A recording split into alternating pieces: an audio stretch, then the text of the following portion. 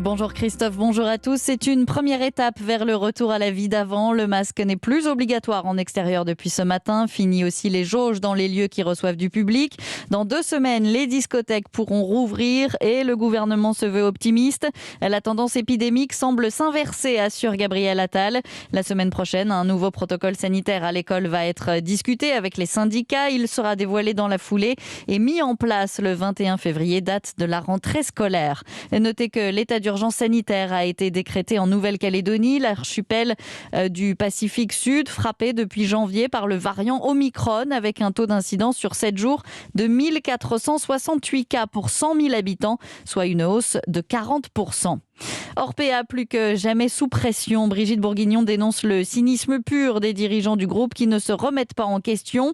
Ils ont des explications pour tout, des preuves pour tout, déplore la ministre chargée de l'autonomie. Le dirigeant d'Orpea, auditionné en ce moment à l'Assemblée. Et comme si ce n'était pas assez, le Canard enchaîné révèle que l'ancien directeur général du groupe, Orpea, a revendu des actions quelque temps après avoir appris la préparation du livre Enquête les Fossoyeurs. Montant de l'opération, 590 000 euros.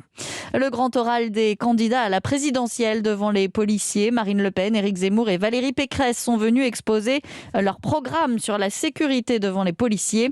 La candidate des Républicains qui veut mettre en place une peine automatique d'1 an de prison ferme avec incarcération pour toute peine, pour toute atteinte à un policier ou un gendarme. Emmanuel Macron est attendu à Tourcoing cet après-midi. Le chef de l'État qui viendra présenter au ministre de l'Intérieur de l'UE sa réforme de l'espace Schengen.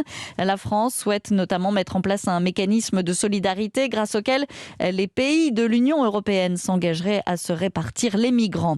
Le logement parents pauvres du quinquennat, le constat de la Fondation Abbé Pierre qui publie aujourd'hui son rapport annuel. Encore 600 000 logements sont indignes et la politique est trop timide en matière d'encadrement des loyers. La Fondation redoute une crise de grande ampleur. Après l'audition de plusieurs témoins autour de Nordal Lelandais d'être interrogé sur sa personnalité, l'ancien militaire jugé pour le meurtre de la petite Maëlys va devoir revenir sur son parcours de vie sentimental et professionnel. Nordal Lelandais testé au Covid tôt ce matin après avoir ressenti quelques symptômes. Il est négatif. Les Réunionnais invités à se confiner. L'alerte rouge va être déclenchée à 16h sur l'île à l'approche d'un cyclone. L'événement est qualifié de très dangereux avec des rafales pouvant atteindre jusqu'à 200 km/h.